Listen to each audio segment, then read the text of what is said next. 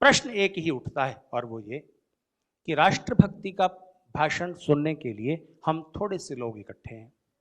हमारी इन बातों पर चर्चा कर लेने से क्या इतना बड़ा आंदोलन और इतनी बड़ी बात बन जाएगी?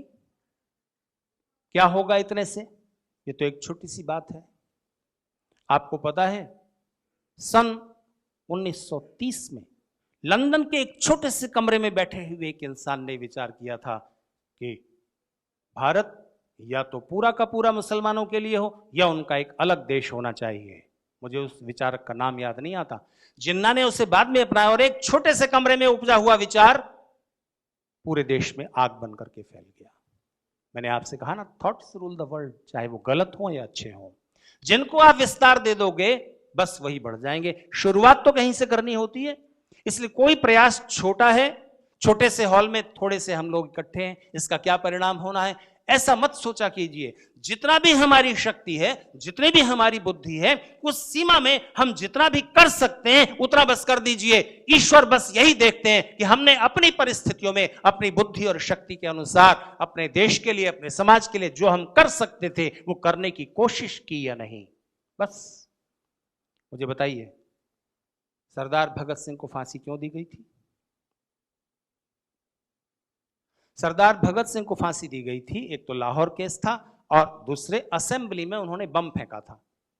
वो बम मारने वाला बम नहीं था, सिर्फ आवाज करने वाला था। ब्रिटिश पुलिस के सार्जेंट मेजों के नीचे छिप गए थे डर करके, और तब भगत सिंह और उनके साथी एक दूसरा नौजवान था, उन्होंने अपनी पिस्तौलें फेंक दी थी और अंग्रेज लोगों की पुलिस को कहा था हमें गिरफ्तार कर लो। वो गिरफ्तार होना चाहते थे और उनका वक्तव्य था कि ये बम हमने किसी को मारने के लिए नहीं फोड़ा, ब्रिटिश गवर्नमेंट के बहरे कानों को सुनाने के लिए कि देश आजादी चाहता है। हमने ये बात सुनाने के लिए, इसके बिना वो सुनने को तैयार नहीं है, ये बम फोड़ा है। हम चाहते हैं कि हम पर मुकदमा चले और हमारी बात को सुना जाए, ब्रिटिश पार्लियामेंट तक ये आवाज पहुंचे। उन पर मुकदमा चला। भगत सिंह को आप सब जानते हैं, भगत सिंह को फांसी हो गई। दूसरा नौजवान जिसने उनके साथ बम फेंकने में, उस कार्य में जो शामिल था, उसका नाम बताइए। नहीं, सुखदेव नहीं, राजगुरु नहीं, उनका नाम था बटुकेश्वर दत्त। आप में से किन्हीं एक सज्जन ने नाम बोला है शायद जी। थोड़े से लोग हैं जो बटुकेश्वर दत्त का नाम जानते हैं। सरदार भगत सिंह को सब लोग जानते हैं, पर मुझे बताइए बटुकेश्वर दत्त के देश के लिए त्याग में, समर्पण में, बलिदान में, देश के लिए मर मिटने के भाव में भगत सिंह की बजाय कोई कमी थी?